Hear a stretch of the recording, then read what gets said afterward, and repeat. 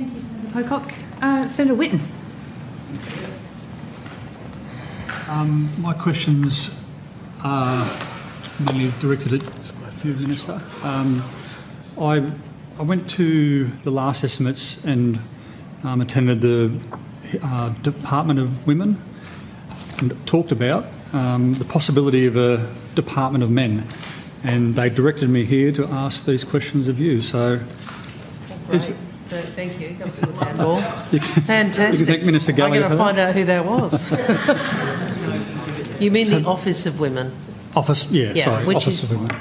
Tomorrow. I thought that Senator Gallagher, I think I might have observed some of that questioning, and I thought she answered, if I may say, much better than I might,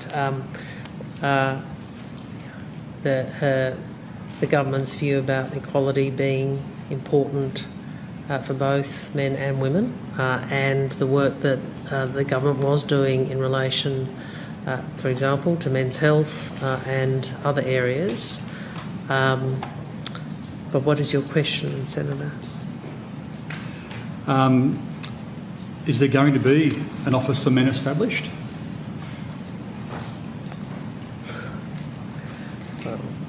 And I'll give you some stats. So Senator, men make up 77% of suicides, the 95% of workplace deaths. They only have primary care of their children, around 10% of the separations. They're 92% of the prison population.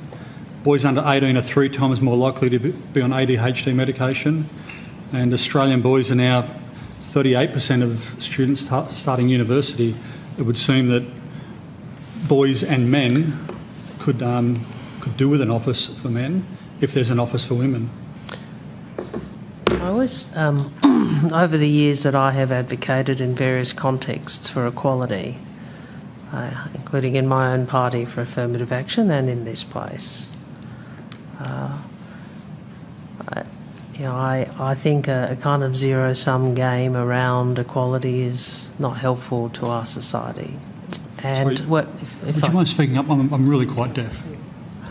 I'm happy for you. Over the years, sorry, I'll try and repeat. Over the years that I have advocated for greater equality, whether it's inside our party, affirmative action, or here, I've also put the view that I think equality is a benefit to all, and that dealing with some of the structural disadvantage and discrimination against women was not something that ought be feared. Now, the issues you raise around men's health, we are the first government, I think, I'll stand corrected if I'm wrong, that has appointed an envoy for men's health. And that is a good thing.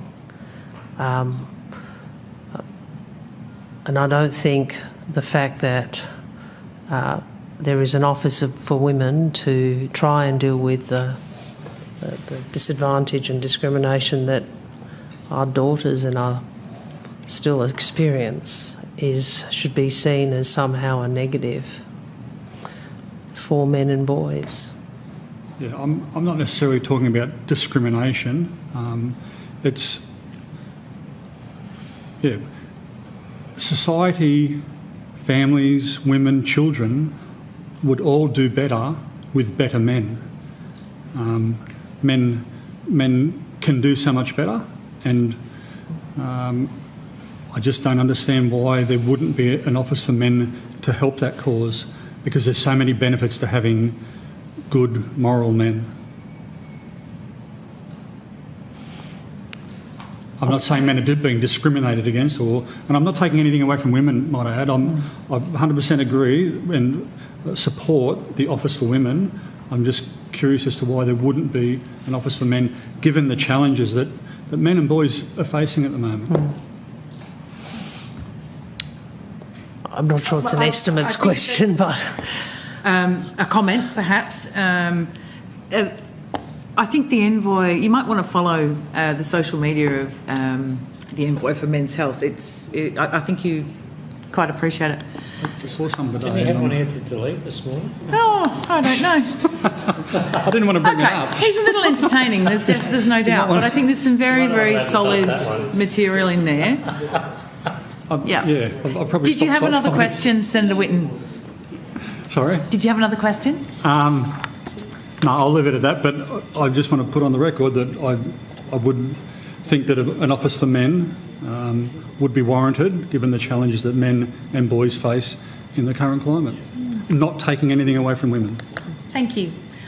Senator Cash, would you like to take us out to the break?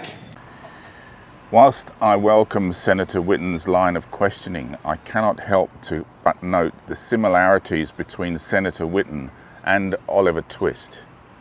Men should not be begging feminist advocate for a few morsels of compassion. We should be demanding our fundamental human rights.